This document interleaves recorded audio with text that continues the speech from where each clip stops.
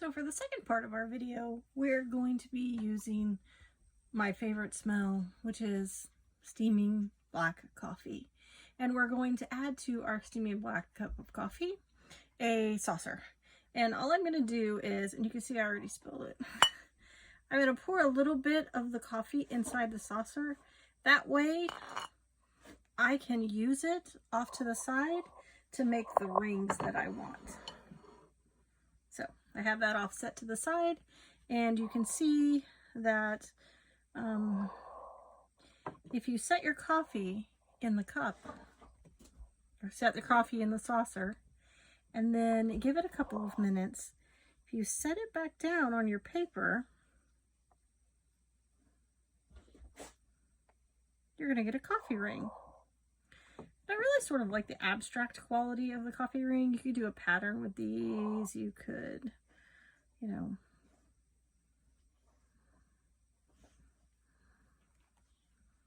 make some nice material to use. And this will absolutely stain the paper, because coffee stains everything.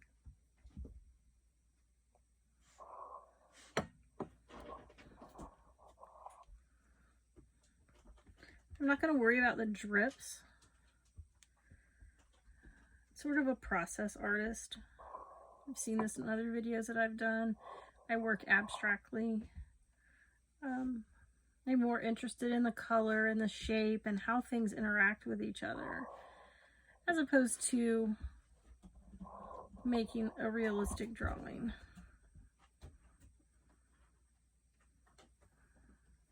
This coffee smells really, really good. So I'm going to let that set a second, and I'm going to pat it dry. I have my same paper towel that I had from the tea version, and so I hope that I got it in a different spot. I messed my little spot up. So I'm a firm believer, most kids who take classes with me say this is true. I'm a firm believer there really are no mistakes. There just aren't. I mean, there are problems to solve, but there are really no mistakes. And I think that if you approach your art like that, you get less caught up in how things are. I think that once you learn what the coffee will do, I've absolutely seen gorgeous portraits painted with different strengths of coffee, like light, medium, and dark. And I've seen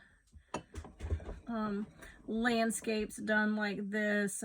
We have a local artist in Corpus Christi that participates in shows, and she paints the most absolutely adorable, like, giraffes and portraits, and she does it all with coffee and tea. So I know that it is possible. And so you look at this as studio practice. Like, how do you learn how to use a new medium? You play with it. And so I was really hoping it would drip a little bit. See if we can make it drip. So in case you don't know this, the way that you make something drip, which is why I have the little brush, the way that you make something drip, I'm hoping you can see this, is to break the surface of it. And if you break the surface, sometimes it will drip a little bit better. There it goes. So you just kind of have to break the bubble and, like, let it give it an out. Kind of have to help it give it an out, a way to go. And then it will almost always, so I don't think you can see this, but I'm just going to break that and see it started immediately dripping. Now it's following the other piece, which is okay with me. Let's try it. I'm going to show you on this one right here. Let me see if I can make sure it's in the screen. So if I touch it, I can make it drip. Sometimes you have to force it. It's not quite as natural as it looks like it is. Sometimes you have to kind of help it down the road. And I kind of like that. Normally, I would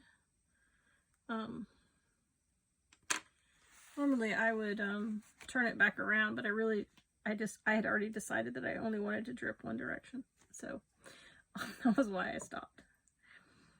And so I really want it to drip. So we have two choices at this point. We can force it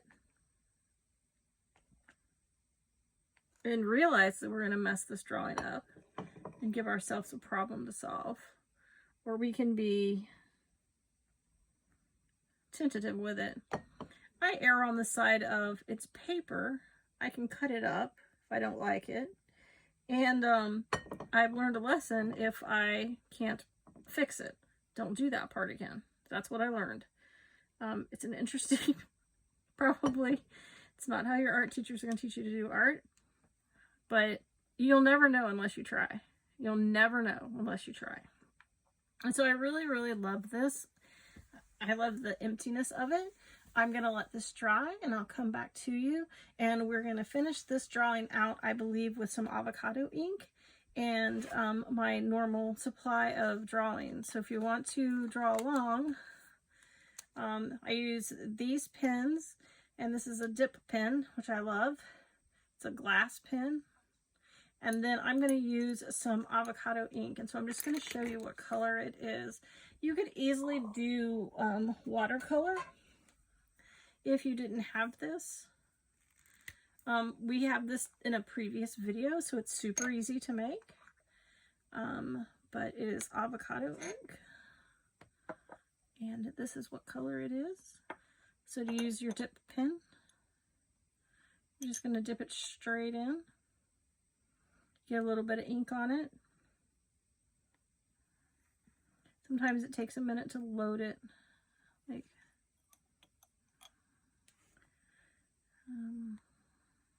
there it goes.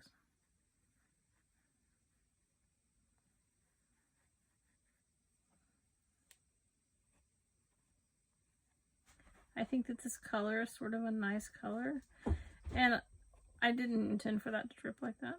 That was not what I intended to do. We're going to go with it though. So we may just add some into the wet spots, because that really reacts. So with this dip pen, if you write to the side like this, is how it's supposed to be written with, you get a normal fine line, right? If you tip it up on its side, it'll draw the, if you tip it up, if you'll tip it up like this, let me move it for you. If you tip it up straight, it will drop all the ink off at one time, which is really kind of nice, because then you can like just sort of play with it and see what happens. And that reaction to the coffee is really sort of, it's doing that on its own. It's feathering out. Is really kind of nice. So we're going to add a whole bunch. We're going to add some more of these, so I have some. I kind of work, don't overwork one section of your paper. Go back to it. Work all the way around your paper, adding the same sort of line all over your paper. And then look at it as a whole and then go back. So like if I were to totally ignore this side while I was working, it probably wouldn't look as nice. It would probably look a little out of balance. And that's when you'll notice that I cut the work up, because I have concentrated one style of drawing in one section of my drawing, and it looks disjointed from the other side. And so I'll just cut it up. And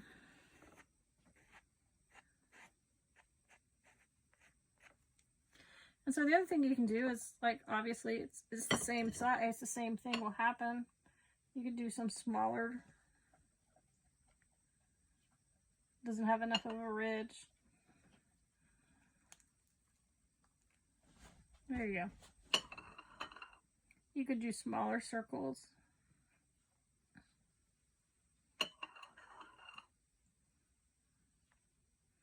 The nice thing about the coffee is that if you're going to use it and you had to work on your drawing multiple times, like I'm going to have to let this dry and come back to it, the coffee is not going to spoil. It doesn't have cream, doesn't have sugar. It's just going to get cold. It's probably not going to change color. You're not going to get light, darker, lighter.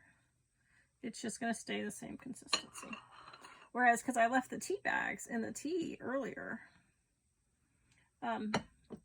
it will get darker, and I can show you that. So these alcohol inks, this avocado ink, And you can tell, and you've heard me talk about this in other previous videos, I don't worry about my paper buckling. I know that I can straighten it out. I know that I can wet the back of it and flatten it a little bit. And I also probably never intend for it to be this whole entire piece. I don't know, I really like this one. We'll see what happens. So we're going to go ahead and add the squiggly lines. Make sure every little section sort of has a section with squiggles.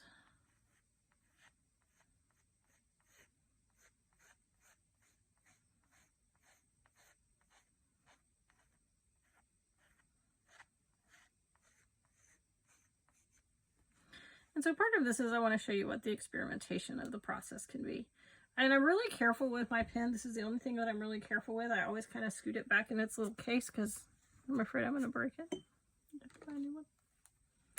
So just to show you, if you were to draw with the pigment, it's going to make it, when it gets wet, it's going to make it disappear, which makes your lines go and come. It also makes you have to dry your pen out. But try these things. Get an older Pigma. Get an older marker that you kind of like. And try these lines through damp stuff. Damp media, damp paper. See what happens. See what happens when you draw through. And what you're going to find is it does draw through. It doesn't draw through perfectly the way you want to. And that's the beauty of it. That's the beauty of the whole natural series, is that you don't know what you're going to get. You have a good idea. You don't know what you're going to get. And that's kind of the fun of it. I mean, it's fun for me. It might not be fun for everybody. So I'm going to just draw a little bit more. And I'm really being careful with the black because I've put some black on previous pieces and I don't like it. So I think that it's too black. I think it's too something.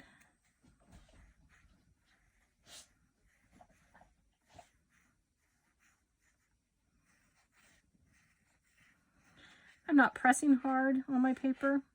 I'm letting the pen just sort of scoot over the paper. I'm reacting to what's on the paper, not a preconceived idea that I have in my head, which is why I like to do abstract work. Because I want to see what the reaction is to that one little second, to that one little space. And I think that when people view abstract art, they view it like that also. You're going to have that reaction to that one little space. Do I leave that alone? So you can see that I got really heavy on that side, but there's hardly any drawings on this side. So let's go back through and add a little bit more.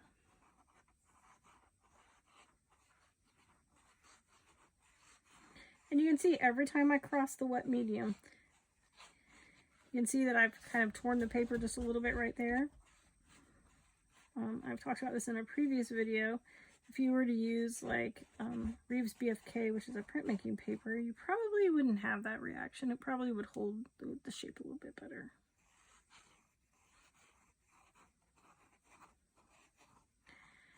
To me, this is the bottom layer of something. And I've talked about I don't press hard because I think this pen is too black. I happen to... Let me just get another thing and I'm going to show you.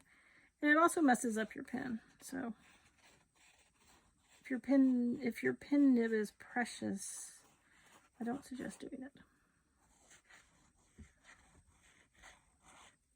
I lose these pens enough that I don't get very attached to one pen or another. I've made a conscious decision not to add any blue to this one. I've been using blue a lot, but I'm going to share something I did make today earlier.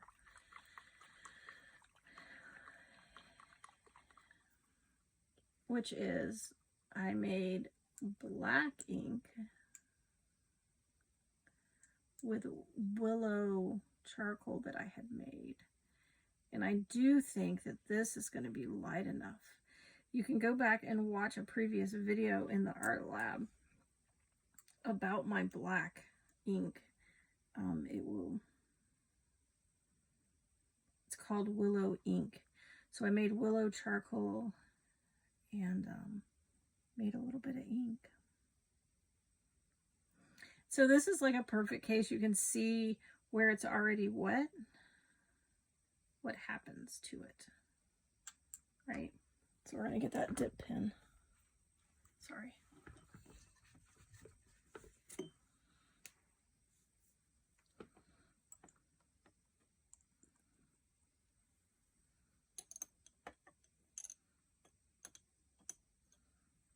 I know that I haven't tried this yet.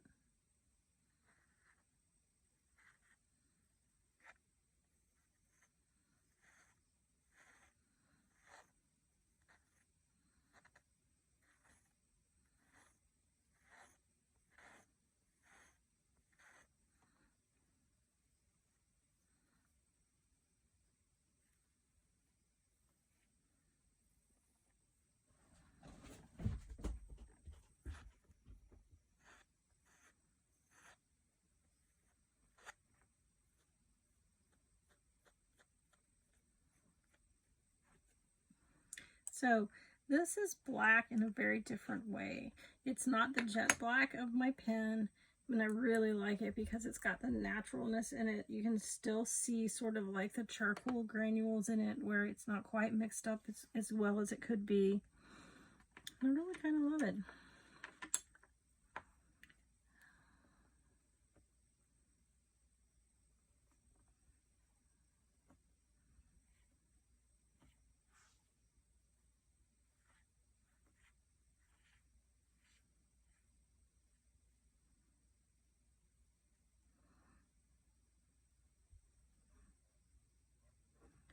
I'm just breaking this up. I don't like that big spot right there. And when I draw, there's no rhyme or reason to it. Just a reaction to the paper.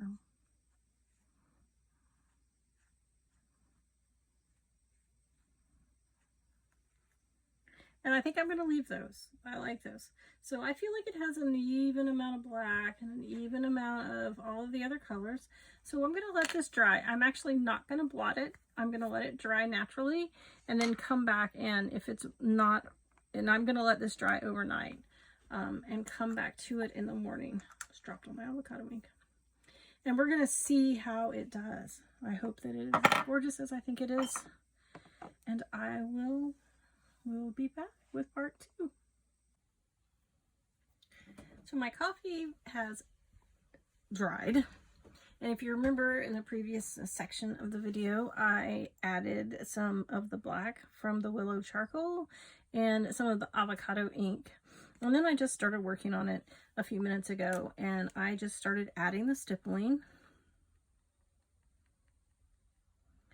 And so I'm going to just stipple.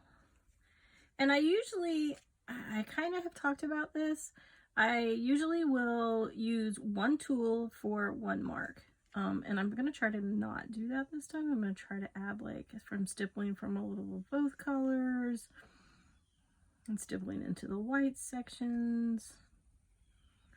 Maybe outline some of these nicer ones. And when I mean outline, I mean just like call attention to them. I don't want them to be outlined, so to speak. Like a really stark right next to it outline. I just kind of want to like sketch around them so you can be like, oh, look at this little cool area right here. This is kind of neat. Like, pay attention to that. So I just want to like, and I don't want to pay attention to, like, when I see this cool little area right here, I'm going to ignore all the other lines that went through it. I just want you to notice that area. So I'm going to add some sections of that all the way across the paper. And you know that I turned my paper because I want to be able to like have a fresh view of what I'm looking at. And like this, I think that it would be okay to trail off into a stippled line. Because there are some lighter marks here. And then maybe go back in with a little bit of a faint mark before I pick up. And you can just like fade in and out of these little lines as you see them. And so when I work on my paper, I don't know that I've talked about this in the videos yet. When I work on the paper, the pen, I tell this to the kids in class all the time. When you're drawing, you don't want to disturb the surface of the paper. And so a lot of times kids put enough pressure that say they're indenting their arm. You want to draw with enough pressure so you're not indenting your arm at all.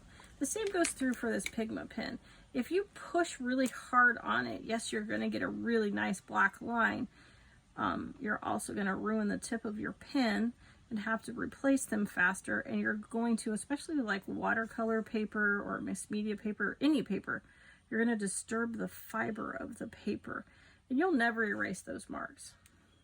You'll always see the shadow of where you drew. And if that's your intention, it's great. But for something kind of quiet and soft like this, I just don't think that we need to be that rough on our paper.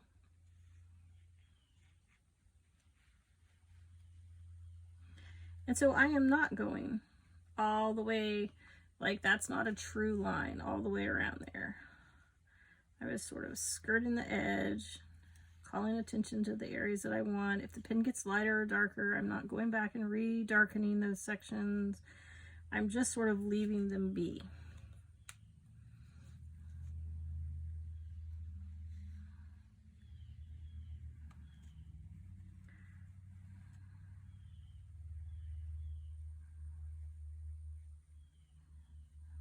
I'm kind of just giving them all like a little border.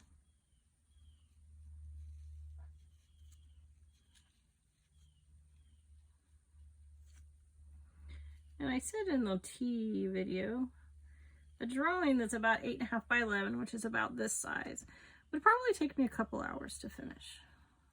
I'm going to post the finished ones over on my art page on L. Edwards Art. Just so you don't have to watch 2 hours of me drawing.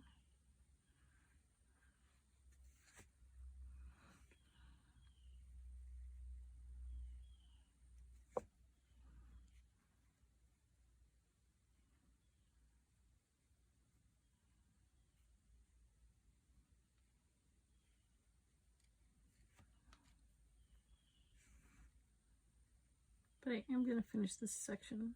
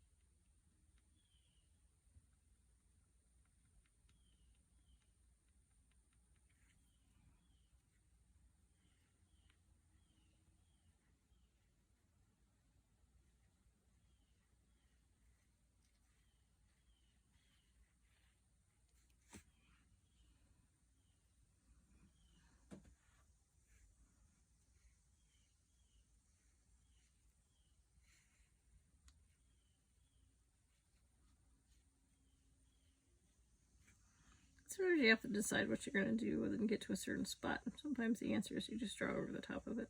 Just ignore it. Like, I don't really like that section. I don't really want to call attention to it, so I'm just going to ignore it.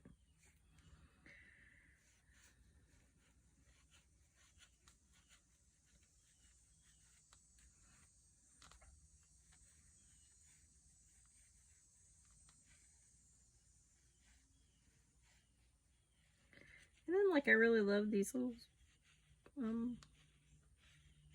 flower jellyfishing little things that I was drawing with the avocado ink. So I'm just gonna sort of like respond to those and add bigger sections to them so that you really see them. And I'll probably go back and add white to this just so it'll stand out a little better. But then I don't want to connect to it, but I don't want to leave it alone either. So the lines don't have to be connected. They don't have to connect back up to anything. Like you could leave them so that they were only in sections of the drawing. You could decide that the whole thing was going to be like, see, I'm not going to do that little blurb down there either. You could decide the whole thing was going to be really tight against there. You could outline it. I'll do that on one of the other little samples from maybe the T. See, I don't really like that section. You know what that means, guys? That means I'm probably going to cut that out. I don't know. Maybe I'll just leave it. I'll be brave.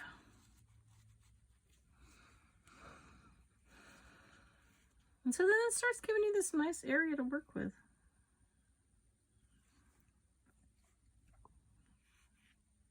Like I said, you don't have to outline to draw attention. You can just fill it in with like little dots. I probably at that point would turn it again because everything is sort of going that direction and I want to come back this way a little bit. And I really like this little section right here, and when I turned it over I saw it. So I would just add some stippling here.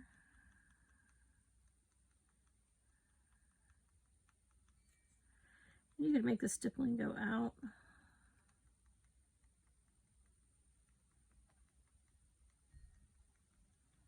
I probably wouldn't have done that, but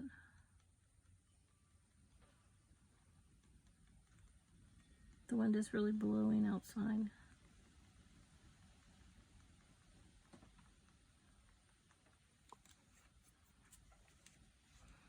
This little section, it's got this nice little light color where it just dripped a little bit. So we'll just highlight that. And see it now. Once I did that, you could see it. So what do we do in here? What do we do in this big mess? And it's okay to think of your artwork as big mess. And I think that what I'm going to do is just highlight the areas, the smaller areas. I'm not going to do anything special. I may not even connect all the lines.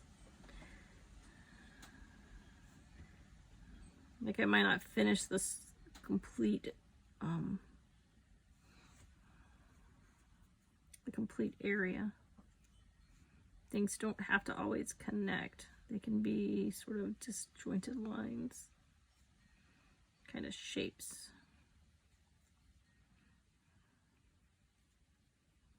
And by having a lighter touch, then you don't, it's not, it just kind of fades out.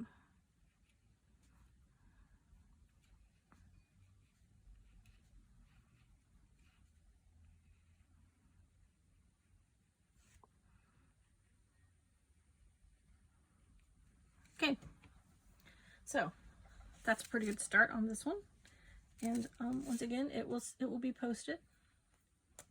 And I'll post it on the art education page on Facebook too, so you can see this. So Kspace Arts, make sure you're following all of our videos. I think there are going to be 9 in total, and I hope you enjoy it.